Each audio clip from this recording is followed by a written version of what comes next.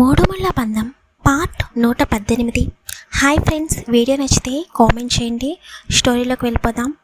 వైష్ణవి విక్రమ్ వైపు అలాగే ఆశ్చర్యంగా చూస్తూ ఉంటుంది. విక్రమ్ వైష్ణవిని తన ఫ్లాట్లోకి తీసుకువెళ్ళిన తర్వాత డోర్ లాక్ చేసి వైష్ణవి దగ్గరికి వచ్చి ఒక్కసారిగా వైష్ణవిని గట్టిగా హగ్ చేసుకుంటాడు. విక్రమ్ నుండి అలాంటిది ఊహించని వైష్ణవి ఒక్కసారిగా వెనుక ఉన్న బెడ్ మీద పడిపోతుంది. విక్రమ్ కూడా వైష్ణవి మీద పడిపోతాడు. అయినా కూడా వైష్ణవి ఆశ్చర్యంగా విక్రమ్ వైపు చూస్తుంది. వెంటనే విక్రమ్ రౌండ్ తిరిగి వైష్ణవిని తన గుండెలపైకి తెచ్చుకుని అలాగే గట్టిగా హగ్ చేసుకుని కళ్ళు మూసుకుంటాడు. వైష్ణవి విక్రమ్ గుండె చప్పుడు వింటూ ఉంటుంది. విక్రమ్ హార్ట్ బీట్ చాలా స్పీడ్గా కొట్టుకుంటూ ఉంటే ఎందుకింత టెన్షన్ పడ్డారు విక్రమ్ గారు అని ఆలోచిస్తూ ఉంటుంది. కానీ విక్రమ్ని మాత్రం కదిలించదు. విక్రమ్ చాలాసేపు అలాగే కళ్ళు మూసుకుని తర్వాత కళ్ళు తెరిచి వైష్ణవి వైపు చూస్తూ, థ్యాంక్ యూ వెరీ మచ్, నువ్వు నన్ను ఇంతలా ప్రేమిస్తున్నావని నాకు తెలియదు. నేను చాలా భయపడ్డాను, ఎక్కడ నువ్వు నాకు దూరంగా నన్ను వదిలేసి వెళ్ళిపోతావేమోనని. మార్నింగ్ రిత్విక్ వచ్చినప్పుడు తను చెప్పే ప్రతి విషయాన్ని నువ్వు వింటూ నన్ను దూరం పెడితే నాకు చాలా భయం వేసింది. రిత్విక్ మాటలు విని నా పైన నీకు కోపం వస్తుందేమోనని భయం వేసింది అని చెబుతూ ఉంటాడు. అప్పుడు వైష్ణవికి విక్రమ్తో ప్రవర్తించిన బిహేవియర్ గుర్తుకు రాగానే, చూడండి విక్రమ్ గారు, రిత్విక్ నాకు ఫ్రెండ్ మాత్రమే. నేను తను అలా చెబుతూ ఉంటే తనని ఎందుకు అనుమానించాను అని ఆలోచించాను తప్ప వేరే ఉద్దేశంతో ఆలోచించలేదు. నిజంగా రిత్విక్ని ప్రేమించాలని అనుకుంటే తను ఎప్పటి నుండో నన్ను మంచిగా చూసుకుంటున్నాడు, అప్పుడే ప్రేమించేదాన్ని కదా. కానీ ఎప్పుడూ కూడా రిత్విక్ పై నాకు అలాంటి ఫీలింగ్ కలగలేదు. తనని ఫ్రెండ్గా మాత్రమే అనుకున్నాను. అలాగే ఇప్పుడు తను వచ్చి తను చేసిందంతా చెప్పగానే మీపై ఉన్న ప్రేమ పోయి తనపై ప్రేమ కలుగుతుందని మీరు ఎలా అనుకుంటున్నారు అని అంటుంది. అది కాదు వైషు, నిన్న నువ్వు నా వైపు చాలా సీరియస్గా చూసావు కదా, అందుకే ఒక క్షణం నిన్ను అపార్థం చేసుకున్నాను అని చెబుతాడు.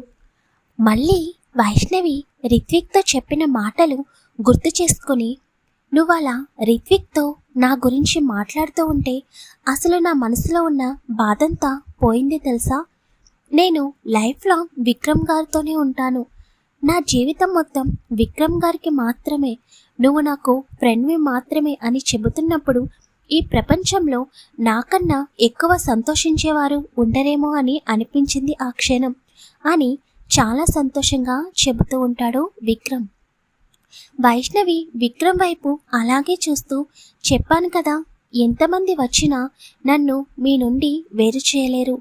ఒకవేళ మీ నుండి దూరం అవ్వడం అంటే అది నా ప్రాణం పోయిన రోజున మాత్రమే అని అనగానే వెంటనే విక్రమ్ వైష్ణవి నోటిపై చెయ్యి పెట్టి, ఇంకొకసారి ఇలాంటి మాటలు వస్తే అస్సలు ఊరుకోను, అర్థమవుతుందా అని సీరియస్గా అంటాడు. అలాగే అని వైష్ణవి తల ఊపి మళ్ళీ ఏదో గుర్తుకు వచ్చినట్లుగా, ఇంతకీ మీరు ఆఫీస్కి వెళ్తానని చెప్పారు కదా, మళ్ళీ ఎలా వెనక్కి వచ్చారు అని అడుగుతుంది. అప్పుడు వైష్ణవితో విక్రమ్ ఇలా చెబుతాడు, ఇప్పుడు నేను మీకు చెబుతాను. విక్రమ్ వైష్ణవికి ఆఫీస్కి వెళ్తున్నాను అని చెప్పి బయటకు వచ్చి పార్కింగ్లో ఉన్న తన కార్ తీసుకుని గేట్ దగ్గరికి రాగానే అక్కడున్న వాచ్మెన్ విక్రమాదిత్యని చూసి కార్ ఆపుతాడు. విక్రమ్ ఏంటి అని అడగగానే, సార్, మార్నింగ్ ఒక వ్యక్తి వచ్చి వైష్ణవి మేడంని కలవాలని చెప్పాడు. నేను ముందు పంపించనని చెప్పాను. తర్వాత అతను వైష్ణవి మేడం దిగిన ఫొటోస్ మరియు మీ కంపెనీలోనే చేస్తున్నానని ఐడి కార్డ్ చూపించాడు. మీరు తన బాస్ అని కూడా చెప్పాడు. అందుకే అతనిని పంపించాను. మిమ్మల్ని కలిశాడా అని అడుగుతాడు. వాచ్మెన్ విక్రమ్కి రిత్విక్ అని తెలిసి కలిశాడు అని చెబుతాడు. సార్, మీకు ఇంకొక విషయం చెప్పడం మర్చిపోయాను. ఆ వ్యక్తి కొంత సమయం తర్వాత నా దగ్గరికి వచ్చి మేనేజర్ డీటెయిల్స్ కనుక్కున్నాడు. తర్వాత ఈ అపార్ట్మెంట్లోని మీరున్న ఫ్లోర్లోనే ఫ్లాట్కి రెంట్కి తీసుకున్నాడు అని చెబుతాడు. వెంటనే విక్రమ్ ఒక్కసారిగా వాట్ అని అరుస్తాడు. అవును సార్, ఇప్పుడు అతను మీ ఫ్లోర్లోనే ఉన్న ఫ్లాట్లోనే ఉన్నాడు అని చెప్పగానే విక్రమ్ వెంటనే కారు రివర్స్ చేసుకుని పార్కింగ్ చేసి స్పీడ్గా వాళ్ళున్న ఫ్లోర్కి వెళతాడు. అప్పుడే వైష్ణవి డోర్ లాక్ చేస్తూ కనిపిస్తుంది. వైష్ణవి ఎక్కడికి వెళ్తుందో అర్థం కాక వైష్ణవిని చూస్తున్న విక్రమ్కి తను ఎదురుగా ఉన్న ఫ్లాట్కి వెళ్ళడం చూస్తాడు. అక్కడ రిత్విక్ కనిపించగానే విక్రమ్కి బాగా కోపం వస్తుంది. వెంటనే విక్రమ్ కోపంగా పిడికిలు బిగించి, నేను నిన్ను బయటకు వెళ్ళొద్దని చెప్పాను కదా వైషు, కానీ నువ్వు నా మాటకి అస్సలు విలువ ఇవ్వడం లేదు.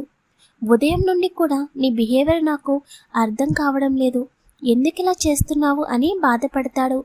అప్పుడే వైష్ణవి రిత్విక్ ఇద్దరు లోపలికి వెళ్ళడం చూసి వెంటనే ఫాలో అయ్యి డోర్ దగ్గర నుండి లోపలికి వెళ్దాం అనుకుని మళ్ళీ వాళ్ళు ఏం మాట్లాడుకుంటారో విందామని అక్కడే డోర్ దగ్గర ఆగిపోతాడు.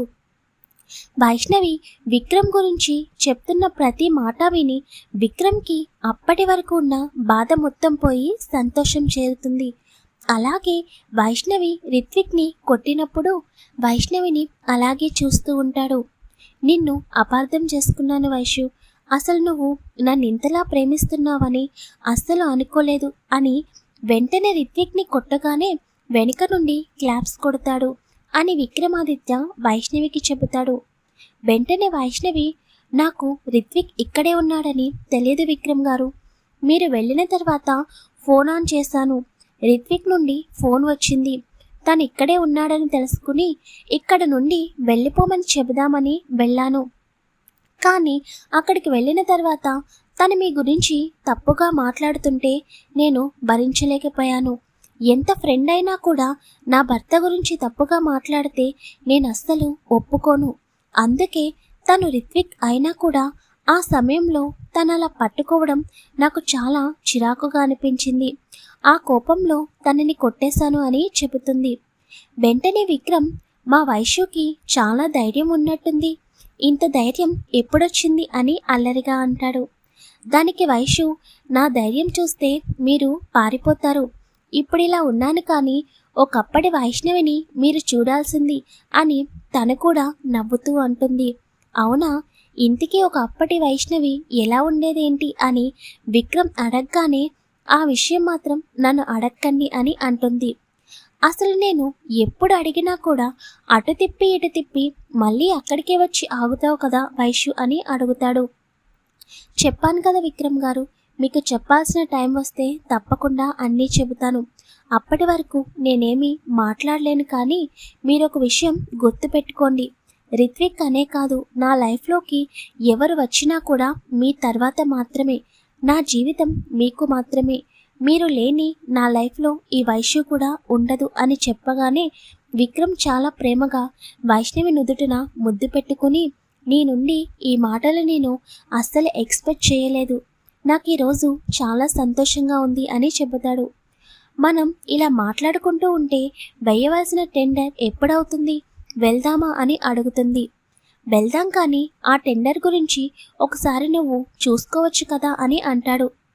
దానికి వైష్ణవి తడబడుతూ, నేనెందుకు విక్రమ్ గారు, నాకు టెండర్స్ గురించి ప్రాజెక్ట్స్ గురించి అంతగా ఏమీ తెలియదు. ఏదో ప్రాజెక్ట్ మేనేజర్గా చేశాను. ఎవరైనా ప్రాజెక్ట్ ఇస్తే దాన్ని కంప్లీట్ చేయడం తప్ప ఈ ప్రెజెంటేషన్ అనేవి నాకంతగా తెలియదు అని అంటుంది. విక్రమ్ మనసులో, అమ్మో ఎన్ని అబద్ధాలు ఆడుతుందో రాక్షసి, ఎక్కడ తన గతం గురించి చెప్పాల్సి వస్తుందని నన్ను మాయలో నెట్టేస్తుంది. ఎంతైనా నా మరదలు కదా, అంతే తెలివితేటలున్నాయిలే అని వైష్ణవి వైపు చూసి నవ్వుకుంటూ ఉంటాడు విక్రమ్. ఇప్పుడు నేనేమన్నా జోక్ చేశానా, నా వైపు చూసి అలా నవ్వుతున్నారు? ప్రెజెంటేషన్ నాకంత ప్రిపేర్ చేయడం రాదు అని చెప్పాను, అందులో నవ్వడానికి ఏముంది అని అడగగానే విక్రమ్ వైష్ణవి కళ్ళల్లోకి సూటిగా చూస్తూ, నిజంగా నీకు ప్రెజెంటేషన్ ఇవ్వడం రాదా, ప్రెజెంటేషన్ ప్రిపేర్ చేయడం రాదా అని అడుగుతాడు. విక్రమ్ అలా నేరుగా తన కళ్ళల్లోకి చూసి అడిగేసరికి వైష్ణవి తడబడుతూ, ముఖం పక్కకు తిప్పుకొని, చెప్పాను కదా విక్రమ్ గారు, నాకు అంతగా తెలియదు అని అంటుంది. సరే అది వదిలే కానీ నాకు రిషి దగ్గర ఒక ఇన్ఫర్మేషన్ తెలిసింది అని అనగానే ఏంటి అని ఆతృతగా అడుగుతుంది వైష్ణవి. రిషి దగ్గర మీ అన్నయ్య లేడు అని ఆ రోజు చెప్పాడు కదా అని అనగానే అప్పుడు వైష్ణవికి గుర్తుకు వస్తుంది. అవును, నిజంగానే రిషి దగ్గర అన్నయ్య లేడు కదా అని అనుకోగానే ఒక క్షణం తనకి భయంగా అనిపిస్తుంది. వెంటనే విక్రమ్ వైపు కంగారుగా చూస్తుంది. విక్రమ్ వెంటనే గుర్తుకు వచ్చిందా, ఆ రోజు ఆ రిషి ఎవరో విరాజ్ అని చెప్పాడు, అలాగే మీ అన్నయ్య తన దగ్గరే ఉన్నాడు అని చెప్పాడు. ఇంతకీ ఈ విరాజ్ ఎవరు అని అడుగుతాడు విక్రమ్. ఒక్కసారిగా వైష్ణవి ఉలిక్కిపడి విక్రమ్ మీద నుండి లెగాలని చూస్తుంది. కానీ విక్రమ్ మాత్రం వైష్ణవి లెగకుండా తన చుట్టూ చేతులు బలంగా బిగిస్తాడు. వెంటనే వైష్ణవి, విక్రమ్ గారు ప్లీజ్ వదలండి, ఇంత గట్టిగా పట్టుకుంటే నా బోన్స్ అన్నీ విరిగిపోతాయి అని అంటుంది. వదిలితే నువ్వెక్కడ నిజాలు చెబుతున్నావు, నేను అడిగిన దానికి ఆన్సర్ చెయ్యని అంటాడు. ఏమో నాకు తెలియదు, ఆ విరాజ్ సింహ ఎవరో అని అనగానే నేను విరాజ్ అని మాత్రమే అన్నాను, కానీ నువ్వు విరాజ్ సింహ అని అంటున్నావు, అంటే అతనెవరో నీకు తెలుసా అని అడుగుతాడు. వెంటనే వైషు మనసులో, అసలు నీకు కొంచెమన్న బుద్ధుందా, నువ్వు ఎవరి ముందు మాట్లాడుతున్నావో ఆచేతూచి మాట్లాడాలి కదా వైషు, ఇప్పుడు నువ్వు డైరెక్ట్గా విక్రమ్ గారి ఎదురుగా ఆ విరాజ్ సింహ పేరు చెప్పావు, ఇంకా విక్రమ్ గారు వదులుతారా అని కంగారుగా విక్రమ్ వైపు చూస్తుంది. ప్లీజ్ వైషు, నాకు విని విని విసుగు వస్తుంది, నువ్వు చెప్పకపోయినా నేను నిజం తెలుసుకుంటాను, కానీ నువ్వు చెబితే నాకు చాలా విషయాలు తెలుస్తాయి అని అనగానే ముందు ఈ టెండర్ అయిపోనివ్వండి, తర్వాత నా జీవితంలో జరిగిన ప్రతి విషయం మీకు చెబుతాను అని అంటుంది. వెంటనే విక్రమ్ ఆశ్చర్యంగా, నిజంగా చెబుతావా అని అంటాడు. ప్రామిస్, నిజంగా చెబుతాను సరేనా అని వైష్ణవి అనగానే వెంటనే విక్రమ్, మా వైశ్యుగతం గురించి ఇంకా నేను 2 days వెయిట్ చేయాలి అన్నమాట. పర్వాలేదు, ఇప్పటి వరకు నేను చెప్పను అన్నదానివి చివరికి 2 days తర్వాత అయినా చెబుతానన్నావు, అది చాలు నాకు అని అంటాడు. వెంటనే వైష్ణవి విక్రమ్ వైపు చూసి, నా గతం తెలుసుకున్న తర్వాత కూడా మీరు నాతో ఇలాగే ఉంటే అప్పుడు మాట్లాడుకుందాం అని అంటుంది. నువ్వు గతంలో ఎలా ఉన్నావు, ఇప్పుడు ఎలా ఉన్నా, భవిష్యత్తులో ఎలా ఉన్నా ఈ విక్రమ్ మాత్రం నీతో ఎప్పుడు ఒకేలాగా ఉంటాడు అని అంటాడు విక్రమ్. హాయ్ ఫ్రెండ్స్, మీకు ఈ స్టోరీ కనుక నచ్చితే ప్లీజ్ కామెంట్ చేయండి, అలాగే వీడియోని తప్పకుండా లైక్ చేయండి, షేర్ చేయండి, ఛానల్ని సబ్స్క్రైబ్ చేసుకోండి. Thank you very much.